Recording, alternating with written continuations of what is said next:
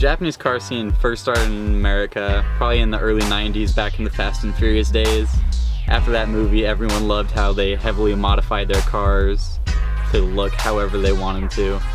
Some of the earliest cars that started the Japanese car scene include the Toyota Supra, the Honda Civic, and the Subaru WRX. All of those cars, even 30 years later, are very sought after.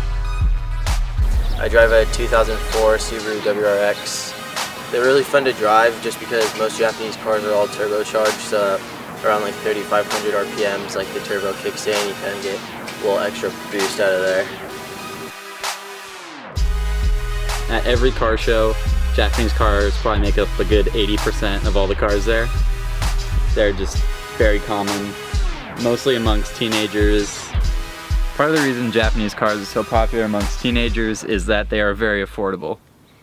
They are also extremely reliable cars, meaning that most of us don't really have the money to pay to repair them if they do break down, so having that extra assurance is good for us.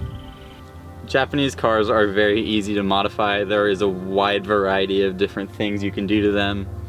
You can custom tailor it to look however you want, any color, any body style, anything. Car parts are very easy to acquire. They can be found anywhere on any online website for relatively cheap.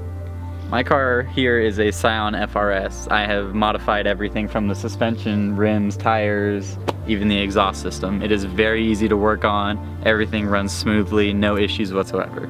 American cars are more geared towards straight line racing, just get from A to B as fast as possible.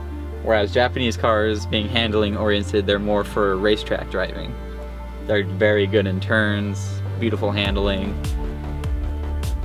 Japanese cars have gained a massive following through social media. There are pages dedicated to them, YouTubers that only review and drive Japanese cars, and they've gained millions of followers.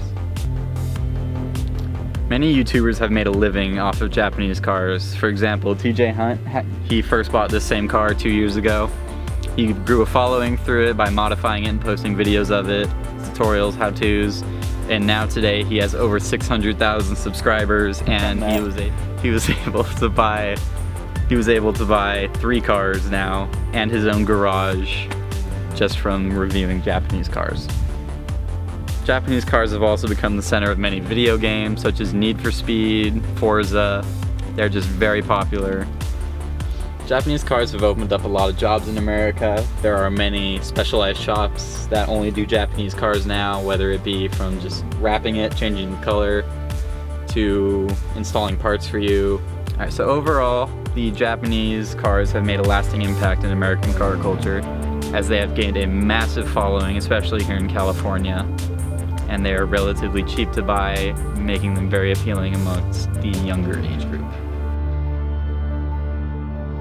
Hi, I'm Sam, and I drive a Mazda Miata. I picked that car in general because my dad wanted me to drive a stick and wanted it to be two-seater, and so we saw it, and then I fell in love with it, and I realized how fast and, like I said, nimble Japanese cars are and how light they are, which makes it just more enjoyable to drive for just like the fun aspect. I mean, I don't think I ever have one bad day in the car at all. My dad and I love the car. My mom likes it, but my dad and I love working on it. My friends absolutely love it because we just feel so cool driving around with the top down, down by the beach. It's definitely a fun car just for anybody, and it's a great car to teach stick in just because you immediately know when you make a mistake. So my friends love that aspect if I'm teaching them. It's really easy to put together the car. Definitely you can slap on a new fender really quick, which we're about to do. Anything. It's pretty cheap. It's like a put together car. Very nice, very fun. You're gonna have a lot of fun with that part. I love driving my car because even though it's not the fastest, it sure does feel like it. It's really quick and light, and it's just really fun to drive in general. My goal would be to continue having Mazda Miatas just because of the fact that I love the car, and I really hope to have a new 2017 Mazda Miata, manual of course.